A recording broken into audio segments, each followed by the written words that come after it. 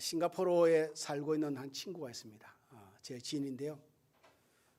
제가 초창기 신학교 다닐 때 한 교회를 섬기면서 가르쳤던 학생이었다가 지금은 어른이 되고 지금 교회 장로가 되었습니다. 싱가포르 한인교회를 섬기고 있는데 이 친구를 통해서 알게 된 내용인데요. 어느 날 이 친구가 교회에서 한 청년 자매를 이야기를 나누다가 아주 재미있는 이야기를 하나 들었답니다. 이런 테일러 스위프트라는 가수를 혹시 아시는 거 모르겠습니다. 우리는 워낙 거룩한 사람들이라 세상에 뭐 가요나 뭐 미국발 무슨 뉴스를 모르실 건데 지금 세계 최고의 가수입니다. 뭐 BTS 그러는데요. 그거보다 더 훌륭한, 더 지금 인기 있는. 그래서 이 사람이 가지고 있는 뭐 기네스북 기록만 해도 한 70개가 넘습니다. 그만큼 그의 기록은 대단. 지금 나이가 34살입니다. 굉장히 젊죠.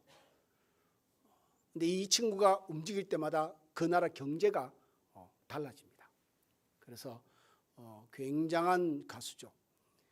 이 테일러 스위프트가 지난 3월 초에 2일부터 7일까지인가요? 2, 3, 4, 5, 6, 7. 6일 동안 콘서트를 했습니다. 싱가포르에서. 근데 정부하고 계약하기를 동아시아나 동남아시아 전체의 어느 나라도 콘서트를 하지 않는 조건으로 싱가포르에서만 하는 걸로 동아시아 지역에서. 그래서 2월 달에 일본에서 공연을 하고 3월 달에는 그래서 연주하고 공연하고 돌아갔죠. 30만 석인데요. 30만 석이 순식간에 매진이 됐습니다. 이 친구는 팬덤이 있는데 팬들을 세계에서 몰고 다닙니다. 어느 나라에 산다면 그쪽으로 세계에서 팬들이 다 모입니다. 엄청 모입니다.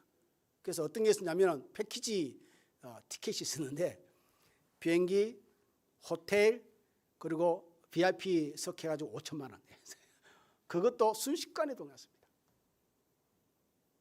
어느 날 이 친구를 통해 얘기 들었는데 이 친구 교회 여자 청년 자매 아는 언니가 어떤 싱가포르에 있는 유명한 부티크 샵의 매니저로 일하게 됐는데 거기에 한 남자가 이렇게 손님으로 들어온 겁니다.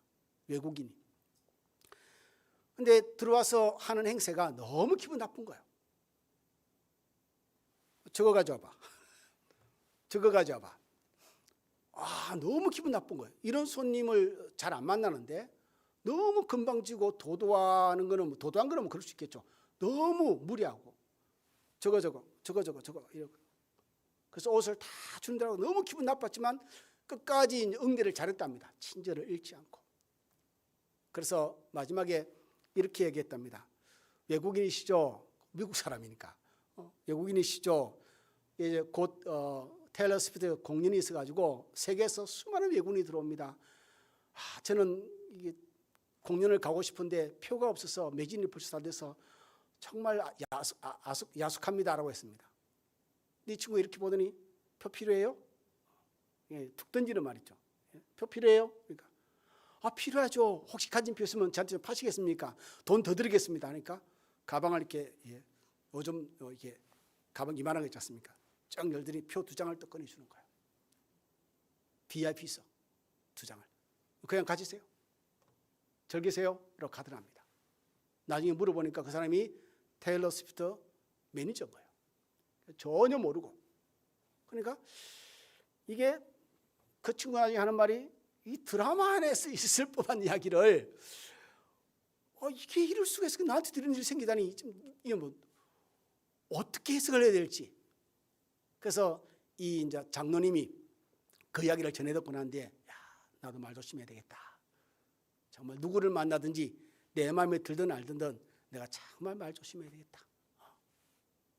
여러분 말의 중요성, 말의 힘이라는 것은 우리가 굳이 뭐 다시 재인지를 시킬 필요가 없이 너무너무 잘 알고 있죠.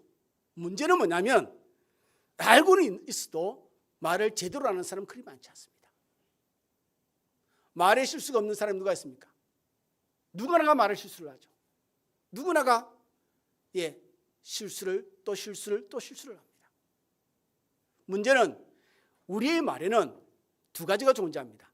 하나는 생명이 존재하고 사망이 함께 존재합니다.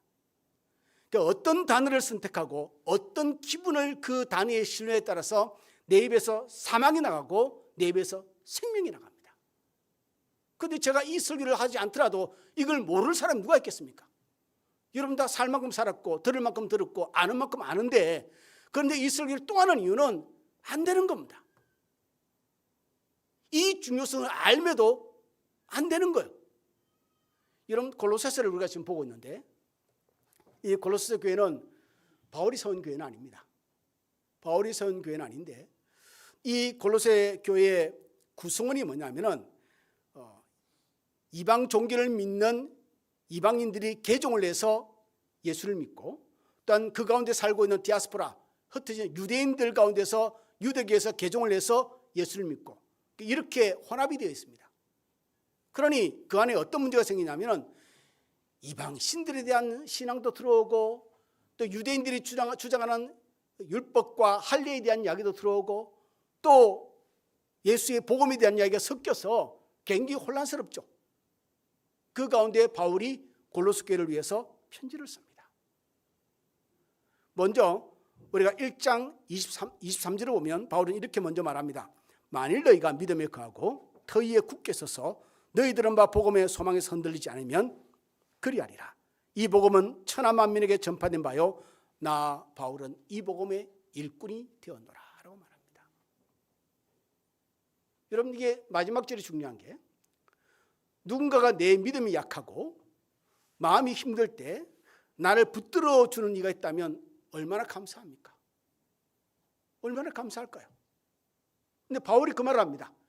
내가 이 복음의 일꾼이 되었고 내가 너희를 돕고 싶다. 바울이 지금 이 표현을 골로새 교회에 하는 겁니다. 그러니 뭐라고 하죠? 믿음에 굳게 서라. 복음의 소망에 흔들리지 말라. 이단의 사설과 거짓된 복음과 세상의 여러 소리들에 너희가 속지 말고 흔들리지 않았으면 좋겠다. 내가 너를 돕겠다.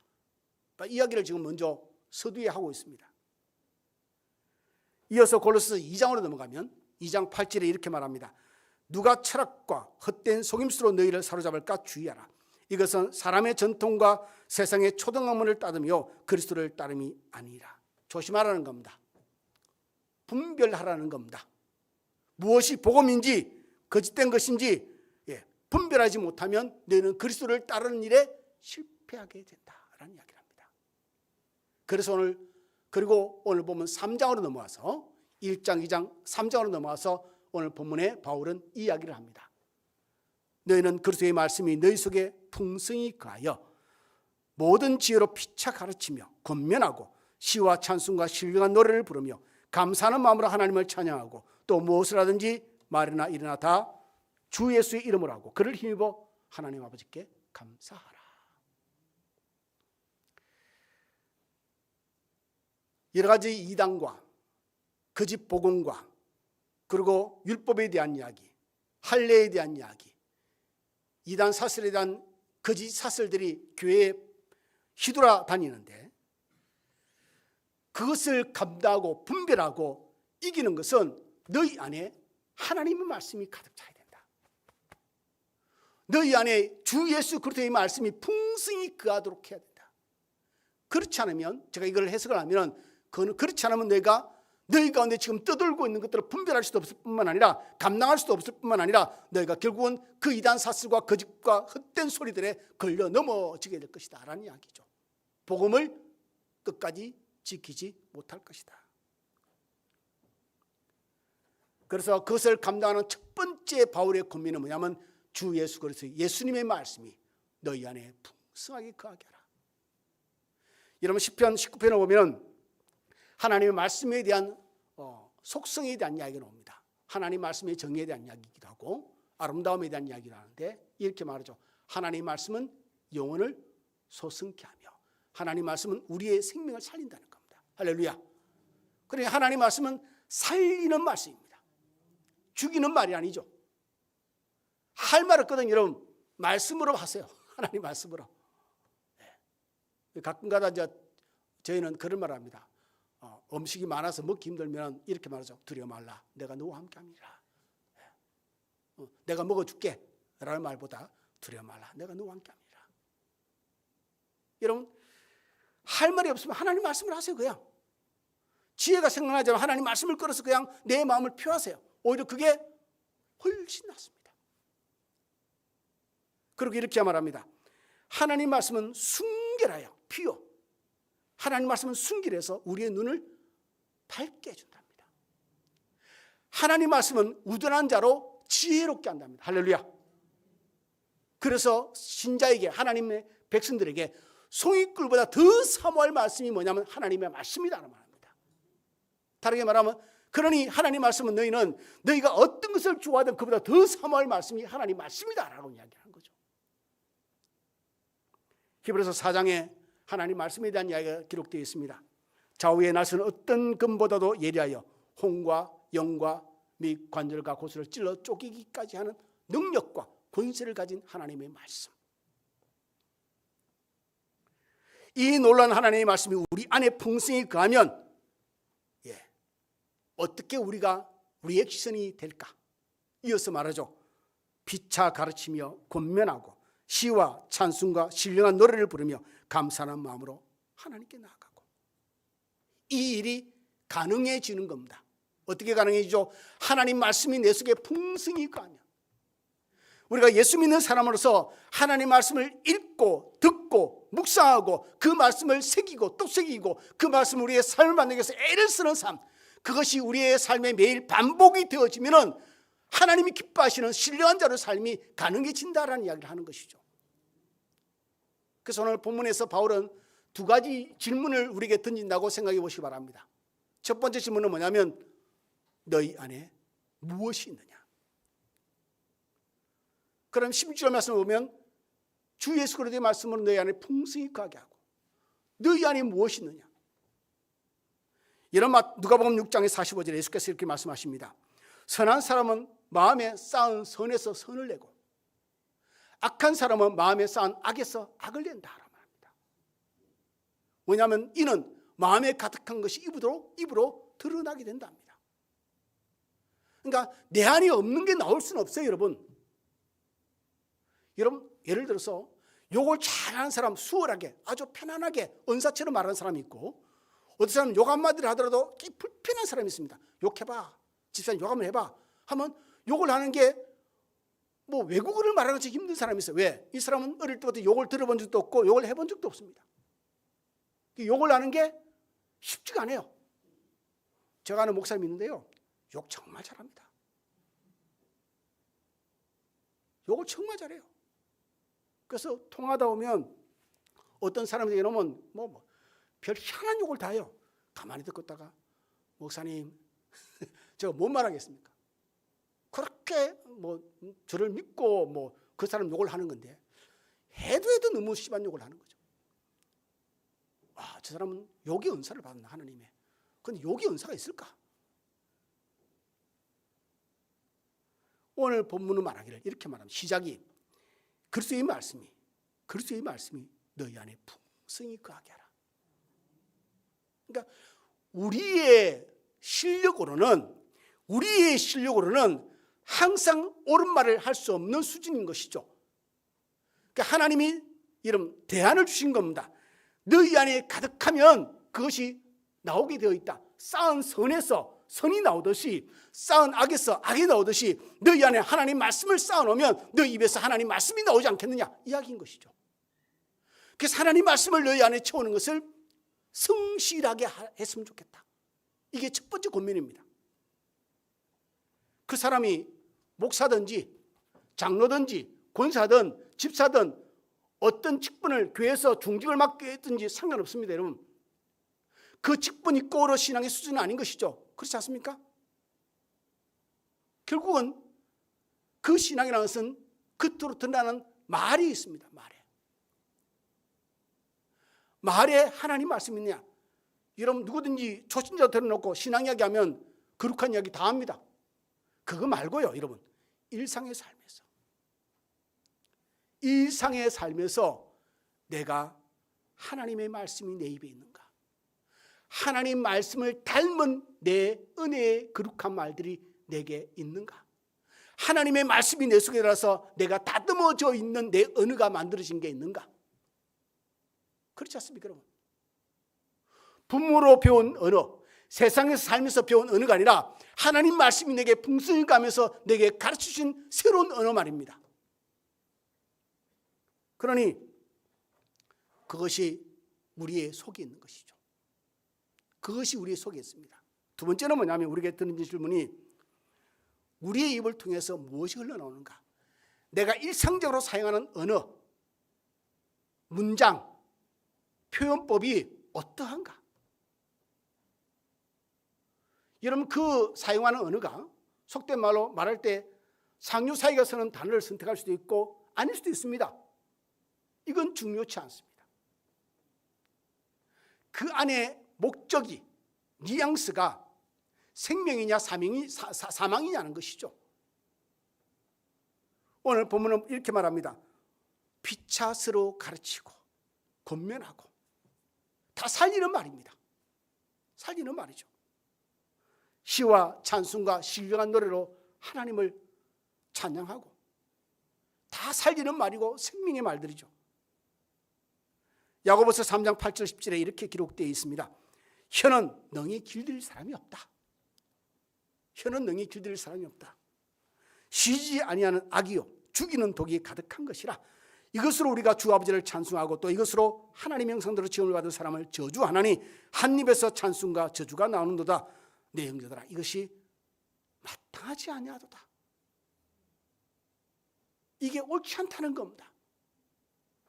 오늘 우리가 찬양을 은혜롭게 잘 했는데 두 손 들고 하나님을 바라보며 찬양했는데 딱 예배 끝나고 나면서 조금만 기분 나쁜 일이 있으면 뭐 이상한 새로운 언어를 사용하고 우리가 교회에서 사용할 수 있는 언어들이 욕이 나오고 거친 말이 나오고 자기 감정이 필터링이 없이 한번 걸러지지 않고 그냥 뱉어진다면 어느 게 진짜냐는 것이죠.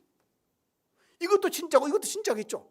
문제는 뭐냐면은 하나님 보시기에 옳지 않다는 것이죠. 이게 중요한 겁니다. 하나님 나 진짜 하나님께 언제나 예배 드렸습니다. 예, 알죠. 이것도 진짜 모습이고 이것도 진짜겠죠. 근데 문제는 뭐냐면 예수 믿는 사람에게 가장 중요한 게 하나님의 판단 아닙니까? 하나님이 말씀하기를 옳지 않다는 거죠. 옳지 않다는 겁니다. 하나님을 향해서 사용한 언어가 너희 입술이 왜 사탄에게 또다시 쓰임받느냐라는 이야기죠. 지난주에 청년들에게 그런 말 했습니다. 우리의 기분과 우리의 감정이 우리의 성질이 태도가 됐으면 안 되고 언어가 됐으면 안 된다. 예, 신자는 적어도 그것이 한번 걸러지는 필터링 되는 하는 게 있어야 됩니다. 그 과정이 반드시 필요합니다. 우리가 그런 말 하죠. 가만히 있으면 뭐라고요? 예, 2등은 한다 그죠. 뭐 다른 말로 하면 중간쯤 한다. 가만히 있으면 할 말이 없고 내 속에 악이 나올 것 같으면 그냥 멈추고 가만히 있는 거죠. 그러면 2등이나 하는 거죠. 중간쯤은 하는 것이죠. 한 입에서 찬송과 저주가 흘러오는 것은 하나님 앞에 마땅한 일이 아니다. 옳은 일이 아니다. 우리가 말로 상처를 받기도 하고 주기도 하는데요. 누구에게 가장 많이 받죠? 가족에게 가장 많이 받습니다. 편하니까. 그리고 격이 없다고 하는 것이 우리는 편하게 하는 말이 가족에게 가장 거친 말을 쓰고 가장 내 마음에 걸러지지 않은 정말 생짜배기 언어가 흘러나옵니다. 그것이 그들의 인생, 내 남편과 아내와 자식의 인생이 어떻게 만들어질지는 우리가 생각 없이 그냥 툭툭툭툭 뱉어버립니다. 이게 문제인 거죠. 또 우리는 가까운 사람에게서 그런 말들을 하게 되고 듣게 됩니다. 우리가 뭐 세상에서도 말하지만 저도 늘 말씀드리지만 가까울수록 조심해야 됩니다. 가까울수록 예의를 지켜야 돼요. 예의를. 매너가 있어야 됩니다. 그게 우리의 수준입니다. 신앙의 영적 수준이기도 하고 신앙의 인격의 민낯입니다. 누구나 말에 실수를 하죠. 말에 실수 없는 사람 누가 있겠습니까? 저도 말에 실수를 합니다. 말을 하다 보면 생각지도 않게 의도치 않은 말들이 단어가 튀어나오기도 하고 그냥 툭 뱉어지기도 합니다. 그냥 툭 뱉어지는 것이죠. 그런데 문제는 어떤 이들은 이런 일도 있습니다. 그렇게 툭 뱉어지는 말이 아니라 목적과 의도와 계획을 가지고 내가 저 인간을 불편하게 좀 만들고 싶다.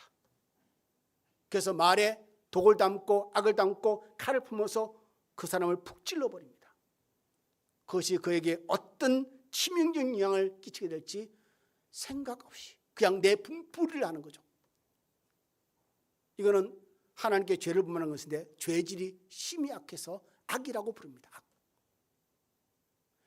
여러분 그 한홍 목사님이라고 들어봤을 겁니다. 서울의 수초동에 있는 새로운 교회를 담임하고 있는 목사님인데 옛날에 사랑의 교회인가요? 부목사로 있었던 걸로 기억하는데 이분은 미국에서 자랐습니다. 미국에서 공부를 다 하고 어릴 때 꿈이 변호사가 되는 게 꿈입니다. 한홍 목사님이. 아버지가 목사님인데 아버지의 모습을 보니까 목사가 되고 싶은 생각은 아예 없어요. 이런 그래서 아버지가 목회하면서 성도들한테 당하는 모습을 볼 때 그게 너무 힘든 거예요. 그래서 결국은 교회를 2번이나 문을 닫았습니다. 너무 힘들어서. 그래서 자기는 죽었다 깨나도 목사는 안 된다. 목사는 되기 싫다. 그래서 선택한 게 변호사였습니다. 변호사는 꿈을 꾸고 공부를 잘하고 있는데 어느 날 그 아빠가 자기 아버지가 담임하는 그 교회의 장로님이 자기를 보고 이렇게 말해요. 이 한홍 목사님이 어릴 때는 약간 말을 조금 더듬었다 합니다. 그 더듬는 모습을 보고 장로님이 이렇게 말한 거예요. 존, 이름이 존, 영어 이름은 존인데 존, 너는 말로 피를 먹고 사는 직업을 해서는 안 될 것 같아. 변호사가 말로 피를 먹고 살아야 되는데 너는 변호사는 안 될 것 같다는 겁니다. 한홍 목사님 이 말을 듣고 완전 좌절을 한 거예요. 그래, 말 듣는 내가 변호사가 된다고? 완전 좌절. 자신감은 바닥을 치고 희망을 잃어버렸습니다. 그런데 어느 날 자기가 다니는 고등학교 담임선생님이 자기를 부르더랍니다. 하는 말이 첫 마디가 이거예요. 존, 내 아들도 존이야. 자기 아들 이름이 존인 거예요. 요한이죠. 그래서 하는 말이 있습니다. 내 아들도 존인데 너는 조금 있으면 우리 아들처럼 전교에서 1등 할 거야. 그리고 너는 UC 버클리 대학을 갈 거야. 야기하겠습니다. 그리고 내가 볼 때 너는 사람 말을 듣고 이해하는 게 참 탁월해. 그래서 너는 반드시 너는 전교 1등을 할 것이고 너는 UC 버클리 대학을 가게 될 거야. 야, 자신감을 펌핑시키는 거죠.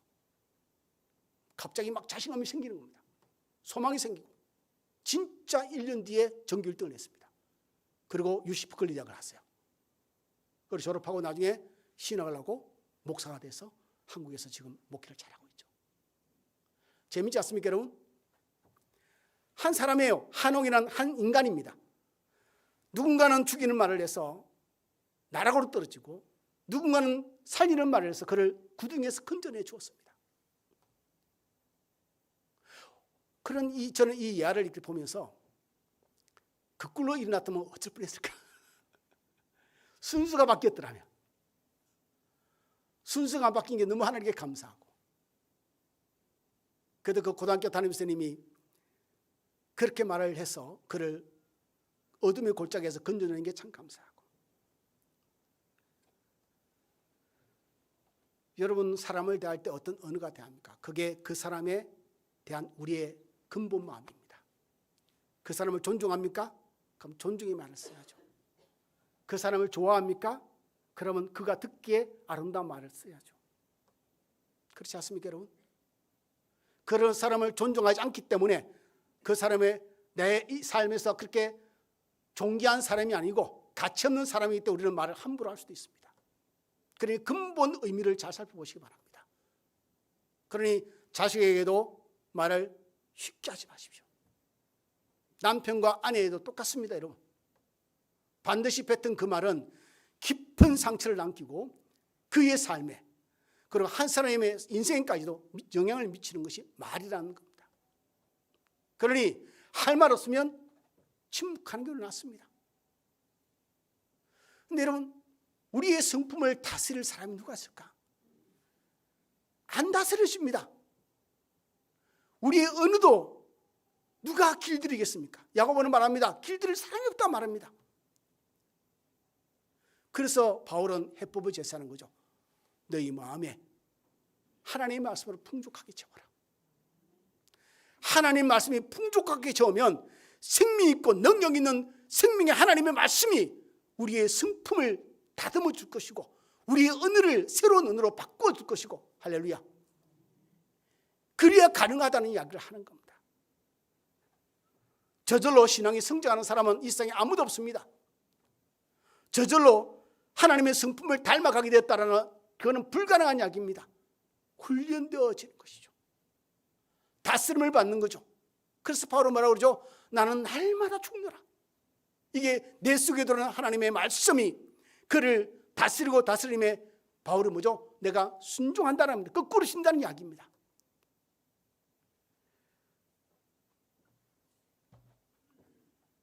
그래서 바울은 오늘 본문에 두 가지 해법을 제시합니다. 제가 말씀드렸죠. 첫 번째는 뭐죠?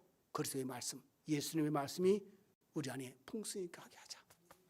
매일매일 한 줄이라도 좋으니까, 한 절만 해도 좋으니까, 짧아도 좋으니까 하나님의 말씀을 매일 읽고 매일 묵상하고 말씀을 들을 때 새겨듣고. 어떤 집사님이 저에게 그런 말을 합니다. 목사님, 제가 참 감사한 게 제가 이 교회에 처음 올 때를 기억하고 지금까지 기억하는데 목사님 말씀이 진보가 있다는 것에 제가 참 감사함을 느낍니다. 제가 놀랐습니다. 아, 설교를 이렇게 듣는 사람도 있구나. 여러분 어떻게 듣습니까? 생각 없이 듣잖아요. 할렐루야. 아무 생각 없이. 제가 이 설교를 다음 주에도 새로운 설교 들을 수도 있습니다. 제가 전혀 안 한 설교도 했다고 하는 경우도 있으니까 한 달에 한 번씩. 저는 좀 약간 쇼크를 받았습니다. 아, 설교를 이렇게 진지하게 듣는 성도도 있구나. 이렇게 세밀하게. 처음에 올 때 그 설교의 과정 속에서 지금까지 설교가 오면서 제가 느끼거든요. 제 설교가 계속 좀 바뀌고 있다는 것을. 예, 설교는 계속 진보가 이루어져야 합니다. 그러니까 영국 가기 전에 설교하고 영국 갔다고 난 뒤 설교하고 20년이 지난 지금의 설교하고는 완전히 다릅니다. 너무너무 달라지죠. 근데 그걸 느낀다는 게 저게는 충격이었습니다. 여러분, 하나님 말씀을 지난주에 말했죠. 귀담아 듣는다 그랬죠, 여러분.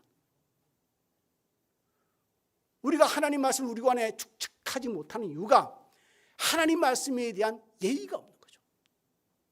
성경에 기록된 66권의 말씀에 대한 예의가 없고, 그리고 전해지는 선포되는 하나님 말씀에 대해서 공경함이 없는 거죠.